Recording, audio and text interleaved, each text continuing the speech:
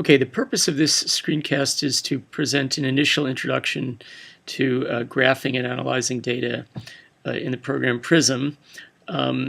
This screencast will go through very simple, sort of primitive things, but there should be enough to perform the basic tasks that you need to perform. Then there'll be a second screencast that goes at it again at a slightly more advanced level. So the first thing you need to do, of course, is to start the program. While that's happening, you can enjoy this desktop photo of my now 16-year-old singing with Pete Seeger. Because I have nothing useful to say as the program is initializing, here we go.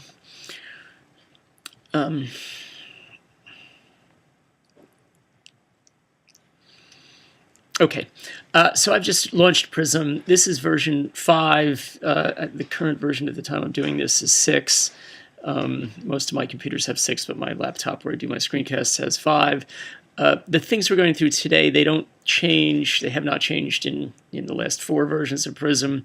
They're the same in version 6. They're unlikely to change. As a warning, some menu features look a little bit different. As they add more capabilities, menus get a little bit more elaborate, but to this point in time, for many generations of the program, the basic things I'm going to show you today will have been the same. So the first thing we're going to do is create a new table and graph. And so this is an important thing to know about PRISM. By default, it automatically connects tables and graphs. You can tell it not to make a graph when you make a table, but its default behavior will be to make the graph.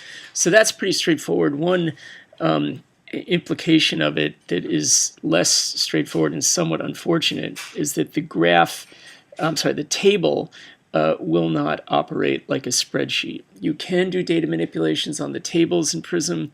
It is a bit clunky because of this philosophy, design concept where their tables are immediately associated with graphs. In practice, for data manipulations, it's often better to go out to Excel. I'll put together a little screencast that shows how to do simple column-based data manipulations in Excel. But for the moment, let's just do the simplest thing we can imagine doing in PRISM, which is to enter data, make a graph, do a simple curve fit on it. We'll do today in this screencast, we'll do a linear regression, and then we'll do a very simple simulation of data and then analyze that by linear regression. Okay, so choose a new table and graph. So I will... This is different sort of possible graphing formats. I'm going to pick this, which is just 2 axes and dots for the data.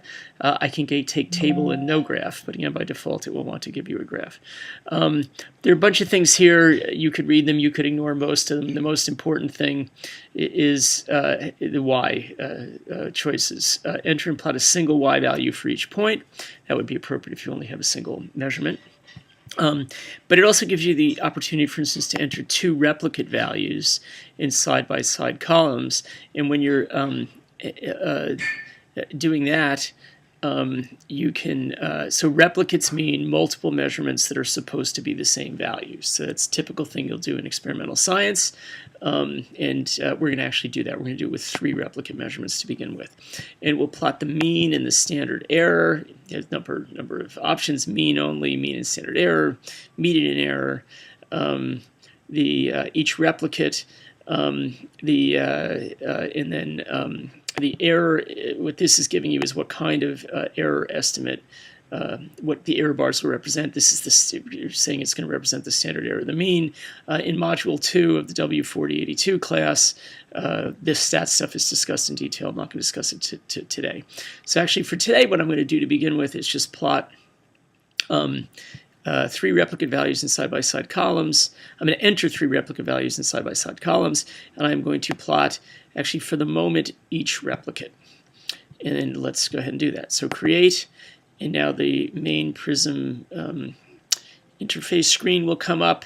it is divided into, let's just ignore family to keep this screencast simple. There's a data table section. I am in the data table section. It has created this empty data table that I will now fill. Results, we'll come to that when we do curve fitting. Graph. It has created a graph for these data. We have no data, so the graph is empty, but it has created a graph for these data. Layouts are presentations where you can like drag and drop multiple graphs that are related to one another for presentation in whatever, a paper, a PowerPoint presentation. All right, so let's just start with data, and I'm just going to enter some data, and I'm going to enter like stupid data just because this is teaching. The point of this is to teach you how to, just get running in PRISM, and so we're going to enter very basic data. All right, so I have 9 x values, 1 through 9. PRISM necessarily views the horizontal axis as x. So again, it's not really a spreadsheet program. When a data table comes up, the first column will be x, and then the subsequent columns will necessarily be things associated with x. That will be measurements associated with x intended to go on the 2D graph, where this is the horizontal axis and this is the vertical axis. Okay, so here, let me just enter some data. I'm going to just make up some stupid data. Why not? 1, 2, 3, 2, 3, 4. Oops, error, delete 2, tab 3, tab 4, tab 3, tab 4, tab 5, tab. 4, tab 5, tab 6, tab 5, tab 6, tab 7, tab.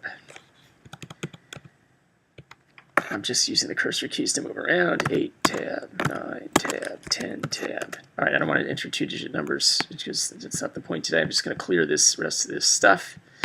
Edit. On the other menu, you can do all sorts of stuff with that. At the moment, I'm going to clear. And so now I have entered 3 replicate values. And so the idea here is that each one of these represents a set of replicate measurements, meaning we've made 3 measurements for the x value of 1 because there's noise in this fabricated experiment. The values we measured are 1, 2, 3. We also did 3 measurements at a value of 2, and here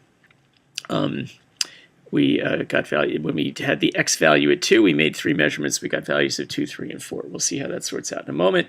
Before we do that, I'm going to put in one more data column. In this case, I will have no replicate measurements. I'm just going to go 11, 12. Oops. No replicates for this experiment. 12, 13, 14, 15, 16. Okay, so I've entered 2 data series. One is an experiment where as a function of some x value specified over here. I have made 3 measurements at each x value, recorded them here, and now I do a second experiment where it's just 1 replicate at the same set of x values, and now I have entered those values over here. Now, as I showed you before, PRISM had already made a graph. When we go down now to the graph section, PRISM will show this graph. And this is the interface. PRISM has a very powerful curve fitting and a decent data simulation capability. However, its sort of main reason for being is to be a data plotting and visualization program, and particularly to make plots for publications. I think that's what most people use it for. Most 2D graphs we make in my lab are generated in PRISM. This is a very easy, simple graphical user interface that allows you the so-called what you see is what you get interface. You can move things around. I guess I'm going to go back to the data table just for a second here, and I will change this here. I will say experiment A, experiment 1, and here experiment 2. Voila, experiment 1, experiment 2. X values, maybe this is a binding curve, and so I will say concentration of L total. Sure, that seems good. L total in micromolar. And then we'll be able to see how this all propagates through the rest of the graphing procedure. Data, okay, so now it is listed this as experiment 1, experiment 2. It has already put the x-axis down here. There's only one x-axis, so we could take that label and just shoot it in. On the y-axis, because there's several different experiments, it doesn't know what I want to put here, and so it has just had y tail. I'm going to actually change that to y bar for the moment, which we're going to use to indicate fractional saturation in our theoretical treatment of binding equilibria. So there we have a title. We have a full graph. We can put a title on it. This is a graph for screencast 1 for W4050, I'm sorry, 4082, PRISM screencast 1.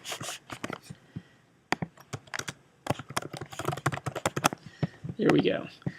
We have our legend. Let's just move that out of the way for the moment. And we have a graph. Guess what? And so now we can just change the way it looks to make it look more pleasing. Old people, as professors tend to be, and reviewers tend to be of journal articles, theses, and grants, can't see as well as they did when they were your age. So we might want to make the legends here, the numbers in the labels, bigger. You can do that very simply. You can either specify the font size. 18 is reasonable. Some journals require a little bit lower, but I think that's easy to see. You can also step up the font size or step down the font size. Again, the program does have a very nice, easy-to-use interface. And in most times, what you see is what you get, and things are somewhat obvious once you get sort of the psychology, I would say, of the program. And so that's one of the main points of this screencast, to indoctrinate you or at least introduce you to the psychology of the program. Okay, and I can adjust this as convenient to make it look nice. Again, this is widely used to actually plot data for publication. I might want to put some ticks in here and make it easy. I just click that axis. Yeah, steps of 1 down here. It goes in 2. I'll put in 1 tick. Cool. It could be true that, for instance, at y bar of, let's say, 0.5, something special is going on there. So I can actually add an additional tick or line. So at y bar 0.5, I can add a line. And I can actually even make this in some format. This is a dotted line. Sure, make it a nice bright red line so you can see it. What the hell? Of course, oops. So I made a mistake there. Sorry, excuse me, 0.5. There we go. And now we can see my nice little dotted line. I can make these symbols bigger if you make them easier to see. Just go up to 6. I can color them differently, make that easier to see, blue. Here my data set with multiple replicate assays. I'll also make that a bit bigger, and I'll give that another color. Let's see, this shade of green. What the hell? Okay, there you go. Now we have graphs. The legend has now got these things color coordinated, and the shapes are coordinated, and these data symbols, maybe they're not quite big enough. What the hell, make them bigger. Go wild. That's what PRISM is for. Okay, so now I've made some graphs. I've actually done it in 2 ways, either with replicate values or just a simple series. And now I can actually do an initial curve fit on this. So let's, in this case, say I just want to, I believe that there's a linear relationship between these variables, or that's the simplest kind of relationship to assume. And so I'm going to do a linear regression, which you've probably heard of before. And so I'm going to analyze, and nonlinear regression, we will be doing that in the next screencast. In this screencast, I'm just going to do a linear regression. So linear regression, bang. And now it'll give me some options. And we'll ignore one of these to keep this screencast relatively simple. Let's just say consider each replicable y value as an individual point.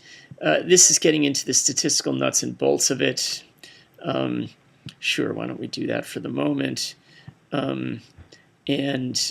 Start the regression line. Let's say we actually want to start it. We want to cover the whole range in the graph. So we'll start the regression line. This doesn't affect the statistical analysis at all. It just affects the plotting of the regression curve that will come out. Oop, and our graph went to 8. And so I think that's enough for now. We'll just do it. And so now we see that we have it has automatic. Oh, sorry, this went to 10. Well, so I didn't get quite the whole range of it. So I want to get the whole range. I can go back. I can. Oops, sorry, too fast. What I do there? Analyze means do a new analysis. This symbol, I'm not exactly sure why it is a red grid, but this is the symbol that means change analysis parameters. And so that's taking an existing analysis and changing the way it's done. Now I want it to be to 10. For some reason, it doesn't like data to go to the end. It has automatically extended this graph now to be to 15, but I'm going to just show it to 10. All I did is to change the axis properties, I just double-clicked the axis. Now it was automatically determining the range. I'm now saying that I want the range to be exactly 0 to 10. And the major tick interval will be 5, but the minor tick, actually maybe better to change that. Let's make the major tick 1 with 2 minor ticks per. Oop, 1 right half, steps of a half. Okay, so now we have a decent looking graph, and if we just wanted to plot these data in dual linear regression, we'd be done. So this actually gets through really the most important things you need to know about PRISM. I'm going to go on just a little bit for the moment, and actually one of the things that I'm going to do is won't worry about that for the moment. These are options about changing the graph. Format graph, format axes. You can also do that by double-clicking the axes. But let me just see what I can get by change here. And this is now format graph. I could have also gotten that by change. And I think one of the options here would be, well, this gives me options to change very specific things in the graph. I do, well, anyway, for the moment, let's change something basic. So appearance, each replicate. So let's go back now and go, instead of showing each replicate, let's go to mean and error. And remember, that was one of the options that came up at the very beginning. Now, it's instead of giving me multiple individual data points, it's going to give me the mean value, and it will show error bars. And so error bars, you probably know what they are, but one of the reasons to do this is to make sure you know what they are. So this is showing things about the error bar. It's saying about the size, the color, the direction, the style, the thickness. What the hell, I'm going to make the error bar thicker. Say OK, and what we've done now is, so what the 3 replicate measurement values that I entered, the program has automatically calculated the mean value of them and then showed the error bars based on a Gaussian statistical model. We'll talk more about that in Module 2. But I think probably you will have a general idea of what an error bar is. In this case, I believe it's true. If we go back to that for one moment, I believe it's true. It's plotting mean and error. I believe the error it's plotting is actually the standard error of the mean. Graph settings. Interesting point. What is it plotting? Oh, actually, that's median error. I wanted mean and error. Ah, yes. So that's why that was confusing. Sorry, I made a mistake. I meant to indicate mean and error. Indicated median and error. The median sort of goes hand in hand with other kinds of statistical parameters. The mean tends to go with standard deviation, or in this case, the standard error of the mean, which is effectively the standard deviation of the mean. We'll get to that in Module 2. And again, that's what we have. Actually, before it was plotting probably the sample variance. A sample variance is basically the standard deviation in the measured data, or its best estimate of the standard deviation in the measured data. If we go back to, well, we can go to standard deviation. This is, again, it's actually using something called the sample variance to estimate the standard deviation in the data distribution. So this is showing basically the standard deviation in the data. They're effectively effectively Gaussian measure of the range of variation in the data. Because we have 3 values, we can estimate a mean. The derivation will be presented to you in Module 2 of W4082. If you have multiple values, the error or uncertainty in the mean is lower than that in the data distribution. This is showing the uncertainty in the data distribution. If we go back and go to SEM, which stands for standard error of the mean, we can get an estimate of the standard error in the mean. We can also, there are other things where you could plot this. We can have 95% CL. CL stands for confident limits. Okay, the 95% confidence limits of the parental value are wider. We could go to range. This will show just the actual range of experimental data measured. And so it's showing the 3 points, that just the range of variation of the 3 points, right? So the top here would be the highest of the 3 points, the bottom would be the lowest. Okay, so that's I think almost all we're going to do here. Well, that's all I'm going to do on this graph, but I am going to do one more thing before wrapping this up. The data simulation features in PRISM are quite powerful and useful. Is for experimental design, for understanding more about the process of data acquisition, for understanding more about the impact of noise on analysis of data. So I'm going to go through a simple data simulation exercise. Data simulation is under the Analyze menu. Oh, before I do that, let me go through one. I'll point out that when I did the linear regression, this results sheet appeared. The results sheet is over here in this navigator column. The results sheet in this case gives us a bunch of useful values. It gives us the most likely slope it gets from the data. It gives the intercept, right? So this is basically giving you the formula for the regression line. This is saying the formula when x equals 0, it's 0.33. So the formula for the line would be 0.33 plus 1.286x would give you the y value. It also gives you the estimate of the y-intercept based on that slope and x-intercept. It gives you 98% confidence limits on all of these parameters. It gives you something called goodness of fit in W4082. We will eventually get to that. That's a little bit complicated. And it gives you some other statistical aggregate values. So this is very useful information. All right, let's go back to data again. Let's go back to our graph again. Actually, we can name this. And I could call this simulated or maybe just fake data. I can name the data fake data. And you will see what happens is that when I change the graph, the table name, the name of the corresponding automatically generated graph has changed, and then the name of the results table have changed to match that of the data table in the graph.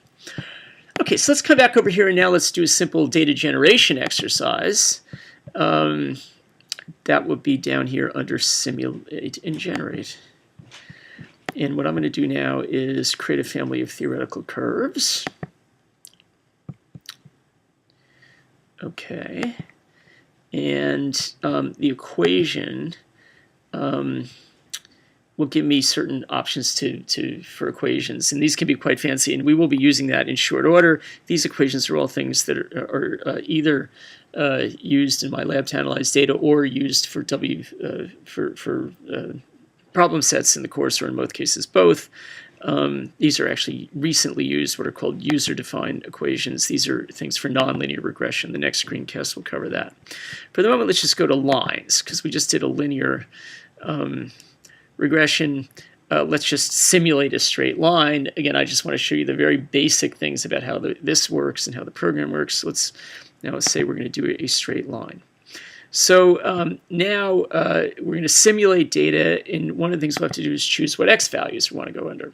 So for the moment, I'm just going to simulate data over the same range of x values we just plotted. So I'm going to say I'm starting x equals 0. I'm going to go to x equals 10, which is the data range we just plotted. And how many line segments do I need there? Well, maybe for every unit, I will do 2 measurements. So that would be, for each step here, there would be 2 plus the 0. So that would be 21 points, covering the range from 0 to 10. Okay, so that's good. Okay, now parameter values. So now I can actually simulate as many curves as I want. There probably is some limit. I've never found it. For today, let's just simulate one curve. And let's call curve A slope equal 1, intercept equals 0. And curve B slope equals 1, intercept equals 1. Actually, let's do 3 of them. And let's curve C. Let's do slope equals 2, intercept equals 0. There we go. And so now we need to enter the values for this. And so this is pretty self-explanatory. Y-intercept 0, slope 1. So we want to simulate here. Y-intercept for this one, 1, slope 1. Right? And then here, y-intercept, again, back to 0, but slope up to 2. So what we're doing here is we're doing a very simple data simulation.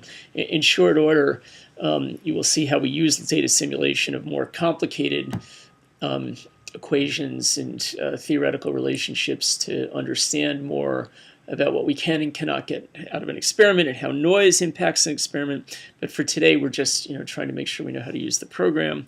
So let's do that and see what happens. Okay, so we should get 3 lines. Now what happened here? So it did not plot these simulated data on the graph we had before. What it did instead is it made a new graph called generate. And so I'm going to call this, I'm going to change, so it considers a simulation a result. It made another table note under the under the results section or results tab folder here. So generate 3 lines. And now we'll call the corresponding graph generate 3 lines. It has done this, and for this case, I'm not going to spend time just doing all the prettification of this, but just let's say I'm going to make this the x-axis for the moment. Just call it x. This is the y-axis, y, and what do we have here? Well, we have 3 lines, and so we have one with slope of 1, so x5, y5 because it's slope 1. With intercept 0, it's slope 1, intercept slope 1, intercept 1. Right, this line. I guess maybe we'll just put some tick marks here so you can see clearly how this is all laid out. Okay, and then we have slope 2, intercept 0. So the only thing I'm going to do to these things for the moment, I'm just going to change their colors. And the reason I'm going to do that, I'm going to make magenta. This color is magenta. Most of you probably know that. When I was your age, I may not have known it. This is cyan, more or less, and this is red. And I'm picking these colors. I'm trying to avoid using red and green simultaneously because 10% of males actually cannot distinguish red and green. So it is not great to use red and green for scientific plotting. You're going to lose 10%. It might actually be a bit more. But anyways, red-green color blindness is a very significant freak fraction of males in the world. So journals will discourage you from good presentation principles, discourage you from using red and green. And expecting people to distinguish them. Okay, so we've made these 3 lines, and now I'm going to change this analysis parameter, show what happens when I introduce noise. And that's one of the main useful things we can do here.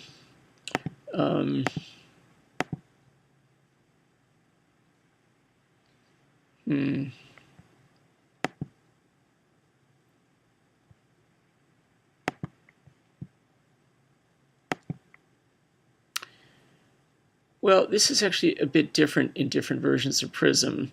So I guess for the moment we're going to have to do this a different way. Actually, I'm going to change this.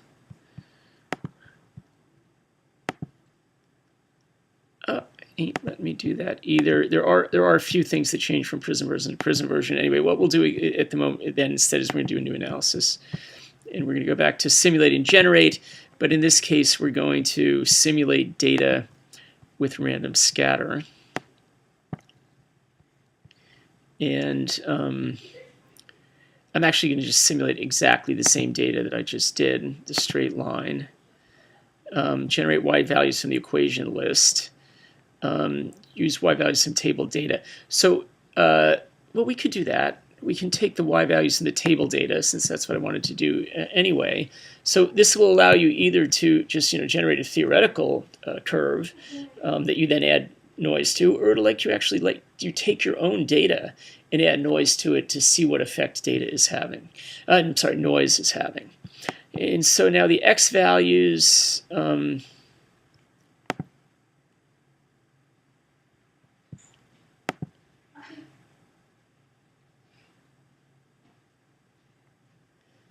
actually use y values from table. In that case, I would want to use the x values from the table. All right, let's bag this. Let's go back over. Let's just generate some new. Let's just generate the same thing again. So this says start x at 0, the previous value plus 0.5, and we're going to generate 21 values. So this is basically just exactly what we did before. And now let's come back over here and let's generate the y values from the equation list. So we've just said that x is going to go in 21 steps from 0 to 21 steps of 0.5 starting at 0. That'll go from 0 to 10. We have an equation. It's going to be a straight line. Our parameter values, for the moment, let's just generate one line. Slope equals 1. Intercept equals 0 with noise. So y-intercept 0, slope 1, and now random error. And don't add random error. Well, that would be just exactly what we did before. Gaussian absolute, Gaussian relative. I'm not going to talk to you about the details of what this is now, but Gaussian means that it will assume normally distributed noise. It means the spread in the y values will follow a Gaussian distribution. That's a particular function. You've presumably heard of it. If not, don't worry about it. We're just telling it what kind of noise process. We're telling it what mathematical model to use of the noise process. Influencing the data. And absolute means that we're just going to put the same arithmetic value in for the standard deviation of this Gaussian. Basically, we're assuming that the arithmetic spread in the data is the same at every point. Noise modeling is like a field of sort of inquiry and art in and of itself. It turns out that in many cases, for instance, the noise is proportional to the value of the measurement. I don't want to talk about now why that would be. In other cases, though, the noise, although in Module 2 of W4082 we will discuss in depth why in many cases the noise is proportional to the value of the measurement. For the moment, let's just, so absolute means there's the same, sort of amount, absolute arithmetic scalar amount of noise. So it means that, for instance, the standard deviation for the first point might be plus and minus 2. And in what we're saying here is that the standard deviation is going to be 2 then for all of them. In fact, let's do that. Let's call it the standard deviation 2. And let's not worry about outliers now. And let's just do it. Go ahead and do this. Okay. So now what we're seeing is what you would get if you were doing an experiment where involving two variables that are related by a linear relationship, right? The value of this whole approach is that we know what the relationship is between these variables because we've told the computer to assume. We've told the computer in advance exactly what the relationship is, and then we're adding noise, and we can see how the noise affects our ability to understand that that is the proper underlying relationship. So this will be the last step for today. Actually, I'm going to simulated data. Let's go back over here, right? So it made another another results table with this new simulation. I'm going to say generate one line with noise. That's the data table. I'm actually going to delete the graph. I'll keep the data table, but delete the graph. And what I'm going to do now is just add this data back to the graph we already made. And so the way I do that is over here. This button allows you to add or remove data sets. So what I want to do at the moment is just add one data set. So I'm going to add, and now it'll give me options. It will basically show me every data table, give me the option to add from any data table currently in this project, and generate one line with noise. That's the data table from which I want to add, and that only has one data series, so I will add that data series, and bang, it is there. Now the format of this graph is to connect the points. That's why there are individual points underlying these that are being connected by these straight lines. Let's just change the data format here, and this is basically going to be the last step of our sub-project topic covered in this PRISM exercise. So instead of showing the connecting line or curve, we will not connect the points. Instead, we'll show the symbols. Let's make the symbols bigger. 8, it's often useful. Let's make it red. Okay. So now what we're seeing, the red line was simulating a perfect line. The red dots come from simulating that perfect line, but adding in noise at all the points. And you can see that, there's still some hint of a linear relationship there, but it's much more difficult to see what the absolute relationship is. In fact, I could look at this and think that, well, boy, that looks sort of parabolic. I'm going to fit that by a parabola.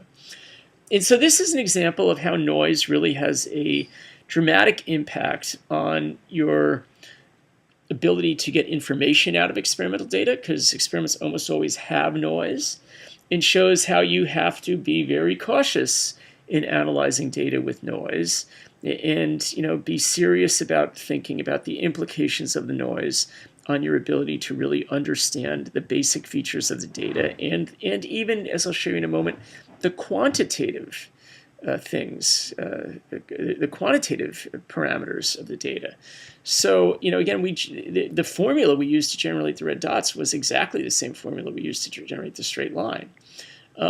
So we know the real underlying relationship there is basically y equals x plus 0. We simulated y equals x. 5 is 5.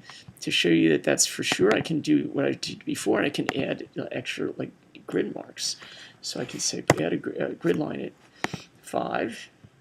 Let's put a little dotted line there, make it a thin dotted line.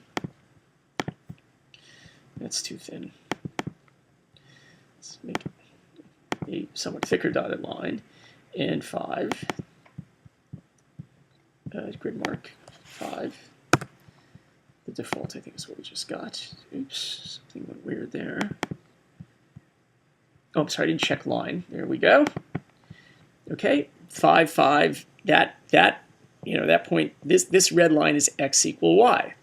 Well, the red dots also came from the line x equal y, but with noise thrown in. If we now do a linear regression on the noisy line, does it give us back the proper equation, the proper slope, which is 1, and the proper intercept? Let's do that exercise and see. Linear regression, go. These parameters are all perfectly... Hang on a second, there's something a little bit odd going on here. Let's try this one more time. Let's analyze linear regression. Oh, and it's what I want to do a linear regression on the data from the generate with one line with noise table. There's only one choice in terms of data set to analyze. Otherwise, we could pick which to analyze, but we're going to analyze the one that's there. Good.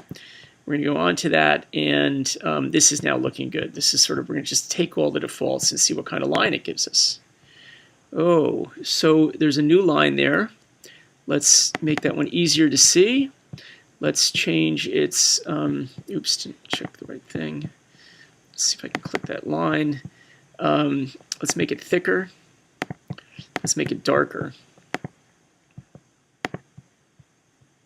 Let's make it even thicker to make sure we really can see what we're looking at. Make it a big bold line. All right. So the thin red line is x equals y. The regression here, I don't really want to see the rest of that. I want to see this more clearly, so I'm going to make the range smaller. So the thick red line is giving us the most probable line, the most probable slope and intercept, corresponding to those measurements, right? Is the data simulated with noise. This is giving us the most probable estimate of the underlying relationship describing those data, assuming those data are described by a line. It is saying the most probable value, now we'll go up here, the linear regression results are up here. It says the most probable slope for this line is 1.048, and the most probable intercept is negative 0.47. But we know that the underlying relationship that we actually use to generate those data has a slope of 1, so that there's a 5% error there, and an intercept of 0. And so there is an error of about 0.5 there. It has told us the 95% confidence limits on these parameters. It says it has with 95% probability the slope is between 0.74 and 1.36.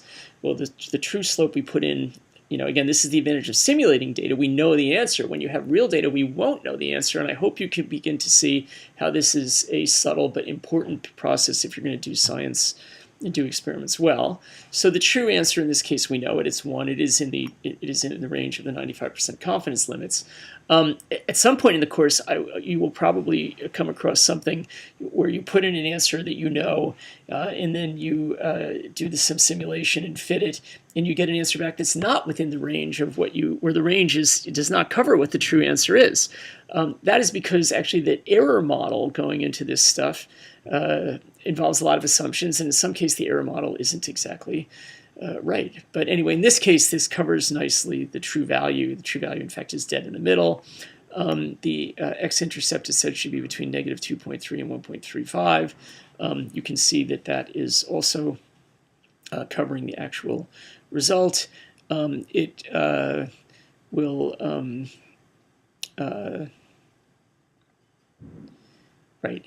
And so at this point, well, let's just go back to the data. At this point, you can see that when we generated data based on the relationship y equals x and added noise to it, and then got the best estimate possible, the most probable estimates of the slope and intercept, our slope was 5% off, and our intercept was 0.05 off. And so we can see the noise affected the ability to actually, the noise in the end introduced uncertainty, introduced a distortion effectively into the our estimate of the quantitative parameters of the equation or the mathematical relationship describing the data.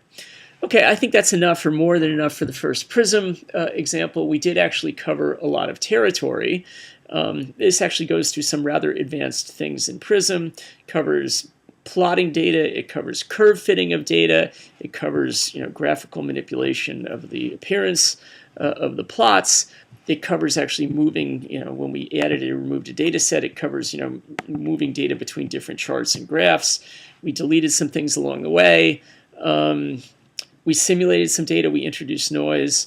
This actually is pretty thorough coverage of the things that you're going to need to do in PRISM. This covers actually almost everything you're going to need to do in PRISM for the course. The one thing that is not covered is entering a new fitting equation and setting some parameters in initial values, as it's called, for curve fitting. I'm going to defer that and include that in the next PRISM tutorial, which will treat an actual curve fitting. Well, actually, the next tutorial will be something very much like this, but rather than simulating a straight line, I'm going to simulate a binding curve, where then I know the binding parameters, introduce noise into that, and see how badly the best estimates of the parameters are distorted, or the uncertainty that's introduced into them when I put noise in the data. So that will be that exercise will reinforce a lot of what is here. It will involve a bit more of a complex mathematical relationship. And that's why I wanted to start with something where the math was just totally simple, so you could follow along the PRISM part of it. Now we'll go back and do something that's closer to the kind of exercises I'll expect you to do for the homework and on the tests. And when I do that, I'll cover the last sort of widget in PRISM that you need to know, which is the equation entry and the initial value entry menus, so that you can enter your own data whatever equations that you hypothesize to fit data, and use that to do more advanced to solve more advanced problems. Okay, or deal with more advanced scientific problems. Okay, that wraps this one up. Bye.